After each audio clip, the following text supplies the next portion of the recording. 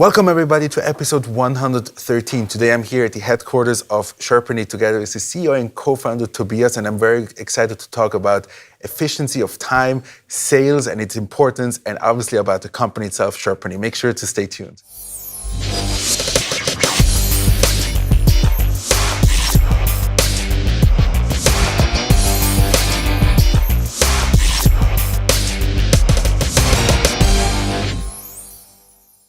Welcome to episode 113 of the Startup Show. Today I'm here with the CEO and co-founder of Sherpany, Tobias. Welcome to the show. Thank you for having me here at your show.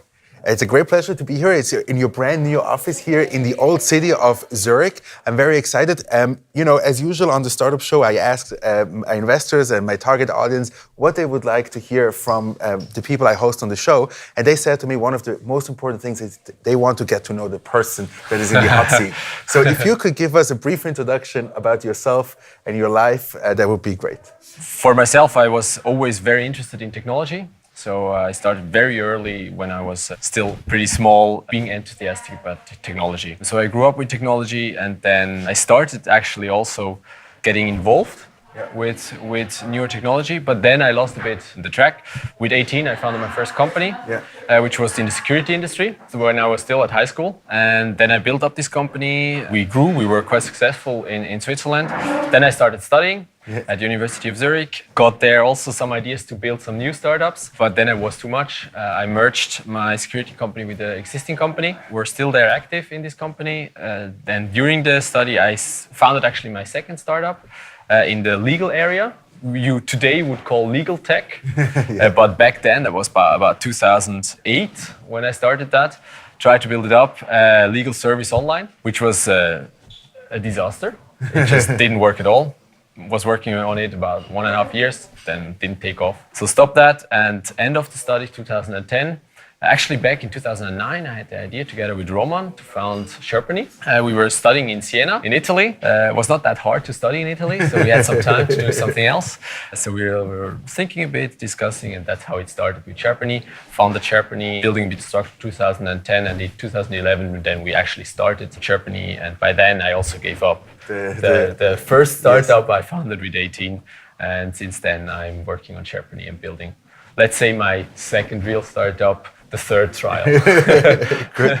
I have a lot of students who watch my show, and we always discuss, like corporate versus entrepreneurship. And, many people, especially, let's say, university I study, are concerned about, let's say, salary and stuff like that. How do you perceive, let's say, entrepreneurship going? Let's say you even started before studying, but let's say, starting off as an entrepreneur and never really being hired by corporate. Entrepreneurship, it's something that it is a bit in your DNA. I think everyone, to be very honest, if you're worried about your salary, probably you're not an entrepreneur.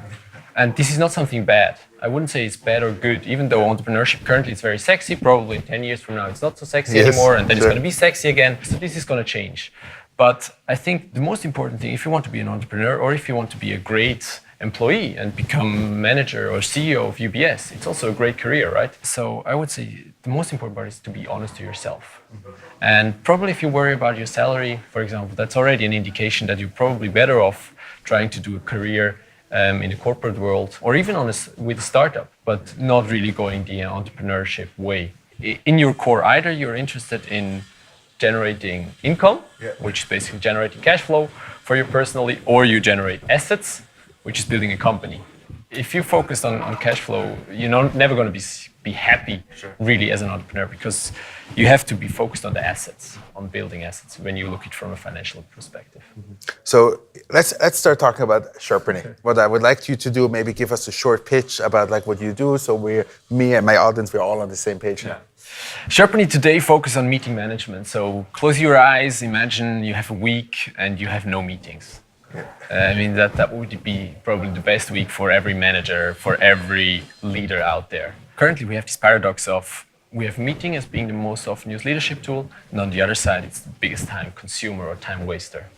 At Sherpany, we try to solve this problem, to actually align the purpose of meetings, which is aligning, making sure we have the right decisions and we are productive, with all the capabilities for effective management comes with digital. So we try to combine that, focused on meetings, to increase time effectiveness of meetings, so reduce the time waste of meetings and make them actually output oriented. So ultimately our customers can focus more on getting things done on one hand, but still having the advantages of meetings, which is basically aligning with each other and making sure we are all on the same page. Right. Literally. Yeah. I mean, on your website, you talk a lot about board members, board meetings and stuff like that. For me, it's curious to know, like, I mean, like you just said before, you were still studying, so, or like at the end of your studies, how did you come up, let's say, focusing on board members? This was really much when we started with Sherpany. We had a bit a different focus. We built a shareholder platform for interaction between companies and shareholders. And when I started pitching that in 2012, 2013, I made about 100 pitches for my shareholder platform, and about the first 80 said no, it's not going to work, blah blah blah, as usual. Then I got some customers, I got traction with our first product. Then it was interesting that the moment they started to realize we do something good, they started realizing that we're good in actually building ultimately beautiful products. So we were always very focused on an elegant design. Then they came up and said, you know what, it's great what you're doing. After the 100th pitch, they said, ultimately, it's great what you're doing. So they said, it's great what you're doing, but you know what, we have a way bigger problem. Yeah. We waste a lot of time in meetings. Yeah. And at that point, it was basically, they said, yeah, you know, if I could prepare my meetings on my tablet, that would be great. Having everything on my tablet, not carrying any paper and stuff. And we thought that's easy. That cannot be difficult to do. So we started building our first application for meeting management, which was very focused on just getting the documents in a secure way on your tablet. And that's what we launched. That's how actually what is our core business today started. And then the interesting part was that along the way we learned that meeting management has way bigger and way more details and process than what we covered till there. Yeah. We learned that in the first 18 months of Sherpany boardroom in the hard way, and then we started from scratch. We rebuilt the entire thing from scratch, and since 2016 we launched then Boardroom 2, Boardroom 3, which is really much focused on meeting management for leadership teams in general. Yes. I mean, like what I think is exciting, you know, basically you always hear like these people who go into a meeting unprepared, but like I guess you get a lot of data of like if people actually looking at the data beforehand or the documents beforehand. Is this something that you keep track of? So let's say you say like there's a minimum requirement, you can like track people before they go into a board meeting, or? I would say it's a very interesting topic, and it's a very challenging topic. I mean, our main customers, we have about 200 customers here in Switzerland, all corporates, bigger corporates, from Nestle till, I would say, medium-sized companies. Yep. So in general, this is very interesting, but it's also frightening for most of our customers. So they're like, why do you track us? Why should we look into that? So we start educating and say, you know what, it's not about finger pointing. It's not about showing that, you know, certain documents were not read or you were unprepared. It's about realizing that you're unprepared or realizing that documents or informations were not consumed, and then actually going a step forward and say why. Yes. And not just you didn't read it, it's stupid. It's maybe we should not have done it. Maybe it's unnecessary. Maybe we can just skip it. Because most effectiveness can be gained by reducing and making sure that you only have the information and that you distribute the information and focus on what is actually relevant. And if 10 people attend a board meeting or a management meeting and 10 out of 10 didn't read certain information, it can be very well that maybe it's just not important. Yes. So then we can spare time in having it, and we can spare time for the ones that produce it, right? or we can just say, in the beginning of the meeting, we'll make an overview. Yeah, exactly. Okay, very good. You recently were pointed out as the fastest growing startup. I mean, you're also not one of the youngest startups on my show, rather at the higher end. But like maybe you can say a little bit like how you were able to really get into this stage where you could accelerate growth, how you did that, maybe also like as kind of like keeping in mind other entrepreneurs who are thinking of how to do it.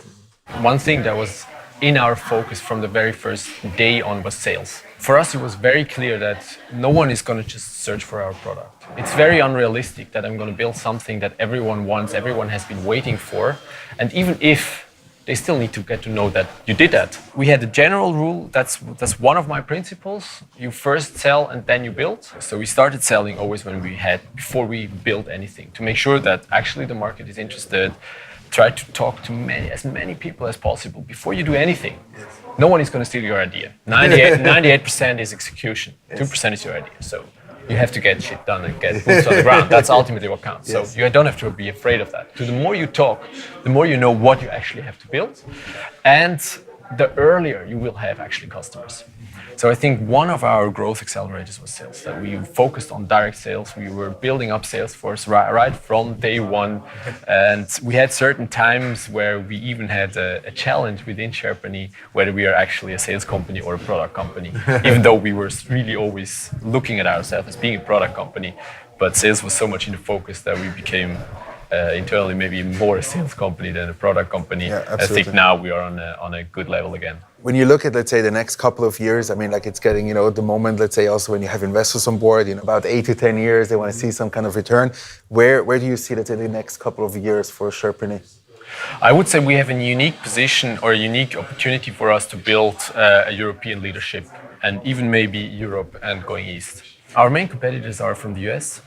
And we see into the corporate world a strong drift from against US because of Patriot Act, because of data protection, because of how things work. Mm-hmm. Trump is helping us in that respect. So we see that we actually, for corporate software, we have a huge opportunity. As long as you deliver a product that is equal, and just equal to the ones coming out of the US, you have a huge opportunity. Another opportunity that we have in addition is that we started way later than our competitors. So as of today, our product is by far enhanced to the others in technology, but also in design. So how it is designed and how it's the look and feel. So I think we have a great opportunity in Europe to become the leader. So for us in the next couple of years, we want to accelerate our growth. So we will build up our sales force in Europe, but at the same time, we also look into M&A activities where we are going to be hopefully the buyer and not the seller. Okay, that's an interesting also growth way to grow. It's also at the later stage. Most early stage startups can't really afford that type of M&A, but it's interesting. I would disagree. Really? I would disagree, yes. Because when you think about I cannot afford, it's already a mental mindset you do. You're not going to be creative on how could we afford. And I would say, if it makes sense on a strategy perspective, make sure that you think about how you can afford it, not well, you can compete, you can outperform, or you can buy them. Exactly. But that's what you should think about that on a very early stage. I was surprised myself when I started to go into this direction, and actually I actively called up the CEOs of all the companies I was interested or we were afraid of. And I just called up and meet up with them and start a conversation. It's really interesting if you go forward, if you try it out, and if you are actually, and then ultimately it counts. Maybe with one or two you find that you have a good personal match, and suddenly many things become actually reasonable and possible that you could have never imagined before. Absolutely. And therefore, I think thinking I'm too small, I cannot do that. Why? Absolutely. I mean, we are talking currently to other companies that 10 times bigger than we are. Okay. But that's not hindering us from believing that we can, or we can add such, to certain aspects, so much value that joining forces will make sense, and they will see it too. And the moment they see it, they're very open to find good solutions. Absolutely. Because ultimately, we all have the same game. We want to make a great business and we want to make a great service for our customers. And when we believe we join forces and suddenly the service is going to be better for customers, it's going to be better for everyone. Communication tools is one of the biggest topics at the moment. Maybe you can, you have a lot of insights in how people communicate, what they're communicating, maybe not content-wise, but how, are there any, let's say, challenges that you see with the communication that you can point out based on your data that you currently see? There are two main challenges. One is, of course, confidentiality. Even though you have the trend of, with the new technology, with WhatsApp and so on, also board members, leaders, managers, directors start using WhatsApp also for business. And then you come in and you have the corporate world, which is basically, but that's not going to happen. I mean, how can it be that we have sensitive conversations on a Facebook-owned channel? Yeah. That's not so sure whether this is a great idea. So in this respect, this is definitely a challenge. And what we see there is that there's also room for actually building communication channels which are confidential. And then the second part, or the second aspect is that probably also coming out of regulation and confidentiality or also the responsibility for what you say is that we believe there is a big tendency that communication should be forgettable. So Slack-like communication versus Snapchat-like communication, where you say, okay, communication, what we discussed today, is going to stay recorded, or I know it's not going to stay recorded. So people tend to move away from some channels for specific topics because the channel will record everything. Yeah. So actually we see a strong move into that you have actually forgettable channels, that you say, you know what, when you have a conversation, it's going to be on there for sure, it's going to be there for 24 hours, and then it's going to be for sure disappear, even though this is not always in the interest of compliance, but it's in the interest of actually also having conversation on sensitive topics that you just don't want to have recorded. Absolutely. So, you know, to round up like kind of like this conversation, one of the things that like I did before, I also ask a lot of investors what they would like to know about, you know, from the startups I host. And I always try to also get in some of the questions that they told me I should ask the startups. And one of the key things, I'm sure you're aware of it, is like the team. And they would like to know, there's always like one of the key questions is like, why do you have an A team? Like, what is it that like makes your team so much better, let's say, than your competitors or other teams? I have to make a small step back and say, I realized only along that way, actually building startup, how important the team is. Yeah. I think what we learned, probably on the hard way, and I think we could be already further if we learned it earlier, is how important HR is. I think one thing is that what we learned, for example, and why we have an A team is we made it challenging to become actually part of Sherpany. So we increased a lot of steps into the recruiting process. So first you have an online assessment, or if you're, for example, an engineer, first thing is coding challenge, first interview, second interview, a trial day where you have to an entire day be at the company.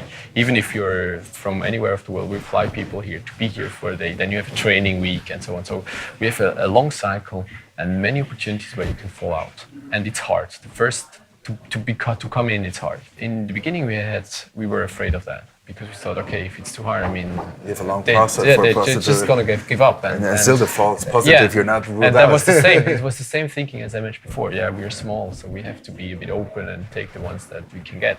And it's not true. It's not true. Because what is really true turns out to be really true. A people hire A people, and B people hire C people. We know that, or we know it by now. I wasn't so much believing in that until I really saw it, that it's actually happening. And by making sure you have a hard process, you make sure that you actually have people that once they started, they're already proud of that they made it. Yeah. And this brings a complete different dynamic into the team and into the organization, because you know everyone is here for a reason. It's not by chance. Yeah. They're here for a reason. They went through a process, and the process for everyone the same. For every engineer is the same, for every sales is the same, for every customer success manager it's the same. The process is the same. So they know these people are here because they did it, they made it. Yes. And that brings, not just from a qualification perspective, better members or better team members, but it also brings you on the same level much faster because you know what you did until you were here. Absolutely. And do you also see a decreased amount of, let's say, false positive, like people you hired that you should have not hired? Yeah, it's a decrease. Yeah, definitely. It's a decrease. I think it's both. It's because we have stricter processes that helps, and the other part is because you get better. You just learn it. You just learn it more often than you say. If, for example, it's interesting. Along the way, when you have hired, I don't know, 200 people already, you realize that whenever someone in the hiring team has a bad feeling, you can trust it. It's not going to go well. Maybe it goes well for 6 months, but it's not going to turn out well ultimately. So what we really learned is, if someone has a bad feeling, then not do it. Yeah. Because you still then have everything is great, and then you still can hire someone and he turns out not to be the right fit. Mm-hmm. But it never happened to me that you had a bad feeling and it turned out to be, your feeling turns out to be wrong, and it's going to be a great success. Never happened to me. Okay, good. Interesting insights into HR.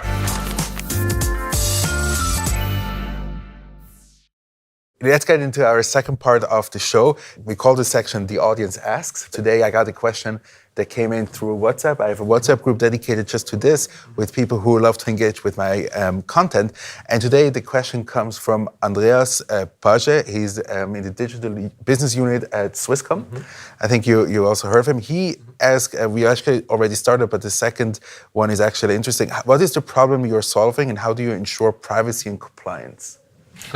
What's the problem? I mean, we discussed it already. Exactly. But like, maybe you can give so just like for this section, so we have it again. Yeah. So the problem we solve is this time waste versus being a leadership tool. So making meetings effective ultimately, reducing time waste with meetings.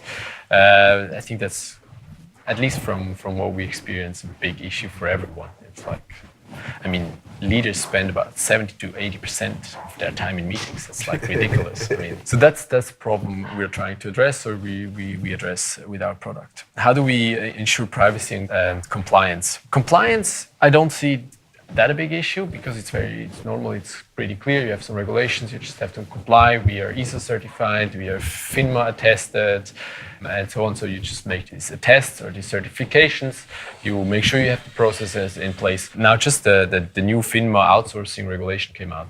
We were looking at that, and the interesting part is most of these regulations mainly make sure or want to make sure that you know what you're doing. Mm-hmm. So basically, you need to be able to explain which risks you have or which risks you don't have, how do you mitigate them, what's the process behind. Yeah. So you can always make sure whether software is making you compliant or your processes or your organization. And once we understood that, it makes it also easier to deal with it. Because it's when you really look into it, even though everyone is like, well, compliance is afraid. No, it's not like that. You just have to look into details, understand how it works, and then you can handle it quite easily, I would say. Because you just have to make sure that organization-wise it works. Privacy is something that is quite important for our customers, and with privacy it's the same. It's one thing is make sure that you are in control of your data centers, of your storage, where you have your data, where is the data. Then make sure you know why you collect data, because that's normally what you have to know when it's about privacy. And the third part is make sure that you limit access. Make sure that just a limited amount of people have access on a need-to-know basis, let's say.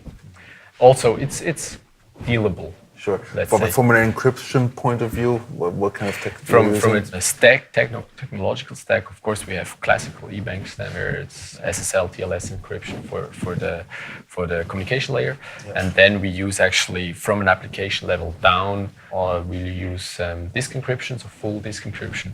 So actually, for our hosting providers, it's irrelevant. So if you go into our hosting center, you can take our servers, you can take it with you, you cannot do anything with it. Okay. And the same on mobile and local devices. So for example, on our app, we have for iOS, so the app for Windows, they use also encryption. So it's everything that is stored within the sandbox, it's encrypted itself. So you need to decrypt it. We are the first ones using soundproof. I don't know if you heard about Future startup, started about a couple of, I would say, not even a year old, soundproof two-way authentication, which is really cool because it's until now two-way authentication is you get this code on your mobile phone and then you have to type in 6 digits. So soundproof does it differently. You have to install the app and then it records the noise surrounding the device on your computer and on your phone, and then matches that. And then it knows whether your phone and your computer is on the same place. And that's the same with the mTON. You have the phone and you type in, so it's the same level of security, but it's without user interaction. So you can have it in your pocket, you just log in, it does it automatically, done. Okay, good. Interesting. So maybe you can convince Andreas. He's also on the board, I think, from NetGuardian and Advanon. I'm sure you heard of these two startups. So he himself is maybe a potential user, I don't know. So let's get into the next section.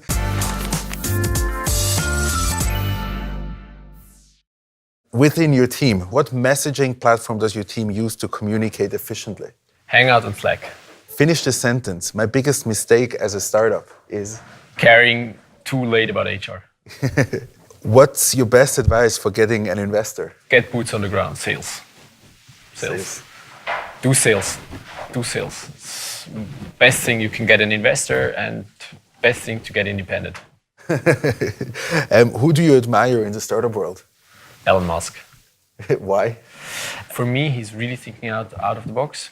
And because what he inspires me most is that he rethinks processes from a complete new point of view. Yeah. He didn't just put the battery in the storage place of a car, but he thought, okay, where can I put it else? Where can I get advantage out of a battery? Putting it down on a car, you can go fast through a curve, right? It's rethinking, not just digitally translate what is there. So just copying physical world into digital world, but really translating and saying what is the advantage of the technology? and then rethink the processes or whatever you do, rethink it from scratch, and under these new conditions, then find the best solution. Yeah. I mean, he's probably the most mentioned person on my show, but it's good. What would you like to see in the next 5 years in your ecosystem? Let's say if we look at the Swiss startup ecosystem, is there anything that you would say like, yeah, like that should we as a community work on? I have to say, I have to come back to the same. It's sales. It's sales. I think the focus is extremely strong on funding. Make sure that we have also later stage funding. That's the hot topic right now. Yeah. I have to disagree. For me, it was easy to find money. And I think it was easy because we were focusing on sales. And I think the big mistake what we currently do is when we look at the US, we always look at they have big funding rounds and big investors, but look at how they do sales. It's like one of the core competences all the big startups mastered very early and brought in very early talents and professional workers into the sales area. How do I go to market? And I think that's something that we don't talk enough. Yeah. Because we need also big financing round. Yeah, if you do big financing round, you need to know how to sales. Yeah. Because that's the way you want to invest the money. So you better make sure you know how to do that. Good. Okay, good. So thank you very much for this little quick fire Q&A.